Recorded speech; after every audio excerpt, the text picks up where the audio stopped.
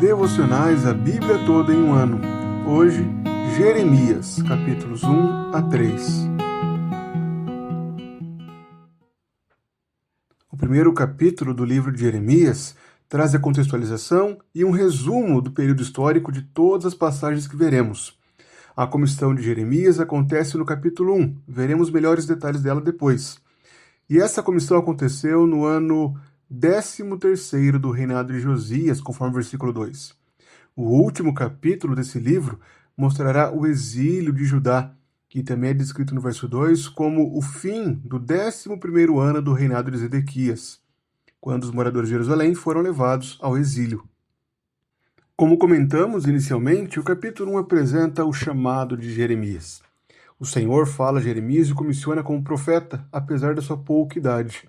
Mesmo com Jeremias tentando argumentar que ainda era muito novo, ainda assim o Senhor mostra sua disposição de usá-lo para a sua glória.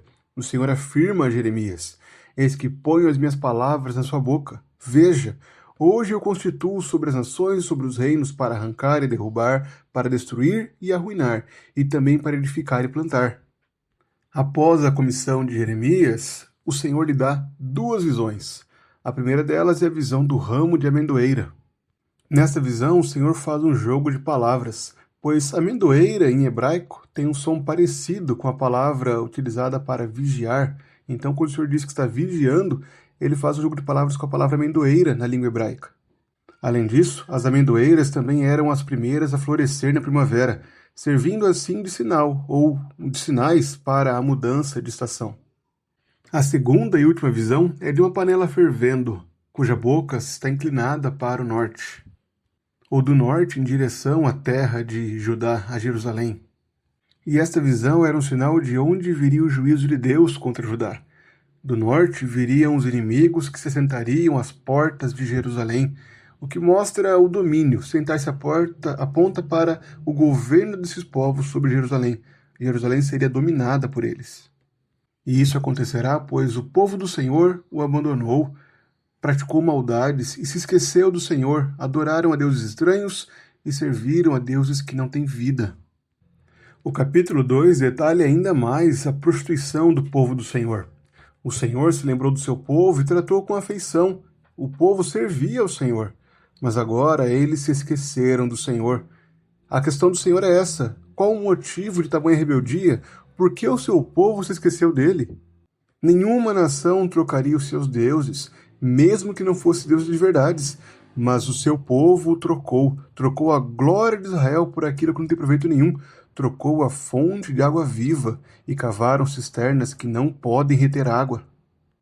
Israel era amado pelo Senhor, mas o rejeitou e por isso será castigado. Israel se voltou a Baal, aos deuses estranhos. Apesar do Senhor ter libertado esse povo, não quiseram servir. Pelo contrário, saíram por aí em busca de seus amores, adorando a deuses estranhos, se prostituindo com deuses falsos. O início do capítulo 3 complementa isso, dizendo que Israel não se arrependia de forma verdadeira. Por mais que buscassem ao Senhor, isso era apenas aparência. Não havia verdadeira mudança de coração. É por isso que o Senhor, em seguida, chama o seu povo ao arrependimento. O chamado ao arrependimento é iniciado por Israel. Israel havia sido disciplinado cerca de 100 anos antes do início da profecia de Jeremias. E Judá não aprendeu com essa lição. A disciplina de Israel não serviu para que Judá evitasse o pecado. Mesmo assim, Judá seguiu o mesmo caminho de Israel, tornando-se idólatra. É por isso que o Senhor declara que o pecado de Judá foi maior que o de Israel, pois não aprendeu com o exemplo daquele. E agora o Senhor chama Israel ao arrependimento. Chama Israel a voltar, pois ele tem o desejo de dar a esse povo pastores segundo o seu coração, pastores que os apacentem com conhecimento e com inteligência. Os capítulos iniciais de Jeremias introduzem essa mensagem. Agora nós entendemos que Jeremias fala em um período em que Judá estava prestes a ser julgada pelo Senhor. O Senhor mesmo deu duas visões. Ele estava atento às ações do seu povo, estava vigiando o seu povo, e por isso deu a visão da amendoeira. O Senhor também deu a visão da panela fervendo, com a boca virada do norte para Judá, mostrando que derramará a sua ira sobre o seu povo, como uma nação que virá do norte. O motivo desse juízo era o fato de Israel, de Judá, ter abandonado o Senhor. O povo de Judá havia seguido o mesmo exemplo do Reino do Norte 100 anos antes. Israel havia negligenciado o Senhor e se esquecido dele, e Judá, ao invés de aprender com o juízo do Senhor contra Israel, seguiu o mesmo caminho, cometeu os mesmos pecados, e por isso receberia a ira do Senhor de igual modo. O comissionamento de Jeremias aponta para um profeta maior. Jeremias foi chamado como profeta para falar a um povo infiel. Cristo é o profeta por excelência, aquele que fala da parte de Deus e comunica as boas novas e o chamado arrependimento para um povo tão infiel quanto Judá. O apelo do Senhor a um povo infiel como Judá e como nós revela a profundidade de sua graça. A partir da obra de Cristo, aquele que é o noivo fiel, ele buscou a sua esposa adúltera, aqueles que haviam se afastado dele. Ele trouxe à ordem um povo que antes era idólatra. Além disso, o juízo que o Senhor tem anunciado por meio de Jeremias também reflete o juízo que será derramado em Cristo no seu retorno.